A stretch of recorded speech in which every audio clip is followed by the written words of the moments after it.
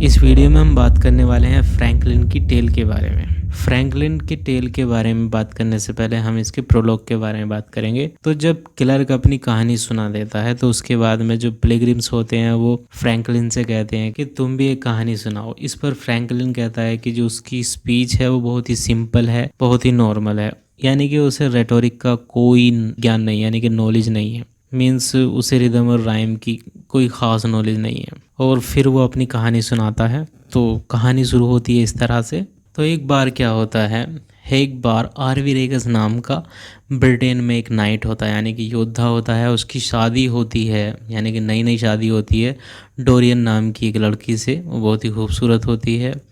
तो दोनों में बहुत ही प्रेम होता है, बहुत ही चाहते हैं एक दूसरे को। और उनकी शादी में ख़ास बात यह है कि वो एक दूसरे को इक्वल समझते हैं, यानी कि एक दूसरे को एक जैसा सम्मान देते हैं। कोई यानी कि उनमें सर्वेंट और मास्टर जैसा रिलेशन नहीं है, उनके बीच में इक्वालिटी का रिलेशन है। उनकी शादी को एक साल बहुत ही आराम से बीत जाता है। इसके बाद में आरवी रेगस ब्रिटेन जाता है 2 साल के लिए तलवारबाजी सीखने, यानी कि आर्म्स की ट्रेनिंग लेने के लिए। जब नाइट चला जाता है तो उसकी जो पत्नी है, उसकी वाइफ है डोरियन, वो बहुत ही सैड है। उसकी एब्सेंस में वो उसे बहुत ही मिस करती है और वो अपने हस्बैंड के लिए बहुत ही परेशान भी है। कभी कभी वो समुद्र के किनारे पर बैठ जाती है और सामने देखती है पहाड़ों को कि किस तरह से कई लोग उन पहाड़ों के बीच से गुजर कर जब आए तो उन्होंने अपनी ज़िंदगी को खो दिया।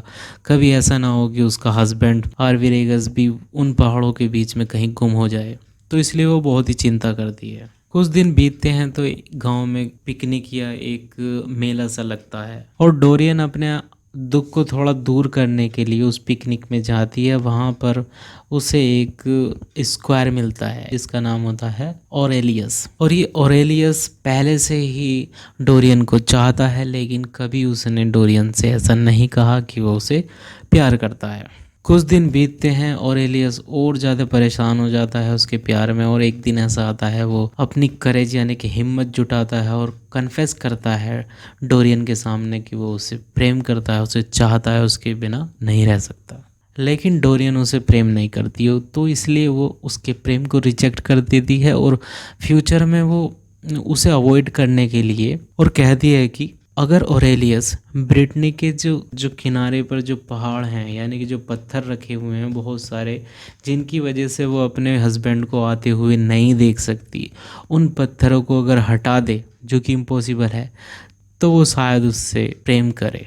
ये शर्त सुनकर ऑरेलियस बहुत ही परेशान हो जाता है। तो वो क्या करे अब, वो देवताओं के पास जाता है, यानी कि वो देवता अपोलो से प्रेयर करता है कि वो इस इम्पॉसिबल काम को पॉसिबल करने के लिए उसकी मदद करे और उसके प्रेम को पाने में उसकी मदद करे। देवता अपोलो उसकी प्रेयर को सुन लेते हैं, यानी कि उसकी प्रेयर एक्सेप्ट कर ली जाती है और वो वहीं पर बेहोश हो जाता है। तो उसको बेहोश होते हुए देखकर उसका भाई आता है और उसे जो है घर ले जाता है और वो वहाँ पर 2 साल तक बेहोश रहता है। उसका भाई उसके 2 साल तक केयर करता है और इसका ये भाई उसके सीक्रेट लव को भी जानता है कि ऑरेलियस डोरियन से प्रेम करता है। तो ये भाई उसकी मदद करने के लिए, यानी कि ऑरेलियस की मदद करने के लिए एक मैजिक के स्टूडेंट को ढूंढता है, यानी कि एक जादूगर होता है। वो जादू सीख रहा होता है और उससे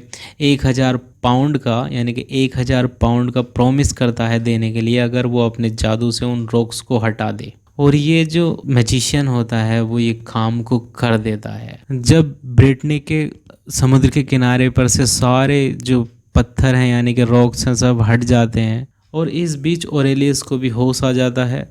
तो इन पत्थरों को हटा हुआ देखकर वो डोरियन के पास जाता है और कहता है कि मैंने अपना काम कर दिया। अब ये देख कर के डोरियन बहुत परेशान हो जाती है, क्योंकि वो तो एक शादीशुदा वाइफ है, वो तो इस तरीके का काम नहीं कर सकती, तो वो और अपना वादा भी नहीं तोड़ सकती।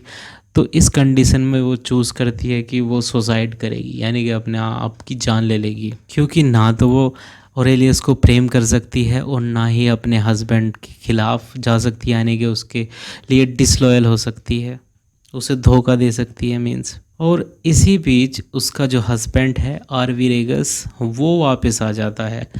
और जब ये बात डोरियन अपने हस्बैंड को बताती है तो उसका हस्बैंड कहता है कि तुमने वादा किया है, तुम्हें जो है अपना वादा पूरा करना चाहिए। तो डोरियन के पास जाती है और कहती है कि वो अपने पति को छोड़कर आ गई है। तो जब ये जो लवर है देखता है, यानी कि उसे पता चलता है कि उसके हस्बैंड ने उसे अलाउ किया है उसके पास आने के लिए, तो वो देखता है कि कितना बड़ा सेक्रीफाइस किया है उसने। तो ये सब चीज़ देखकर उसे बहुत ही आश्चर्य होता है और वो डोरियन को अपने वादे से रिलीज़ कर देता है और उसे वापस अपने हस्बैंड के पास जाने देता है।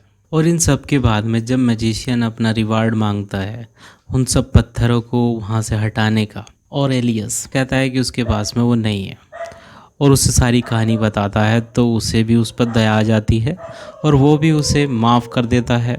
और इस तरह फ्रैंकलिन की स्टोरी ख़त्म हो जाती है और फ्रैंकलिन बाकी पिलग्रिम्स से पूछता है कि अब तुम डिसाइड करो कि सबसे ज़्यादा जेनरस, सबसे ज़्यादा काइंड इस कहानी में कौन है, उसका हस्बैंड है या फिर ऑरेलियस है। चौसर ने ये कहानी डेकामरन से ली है जो कि बोकेक्सियो ने लिखी थी।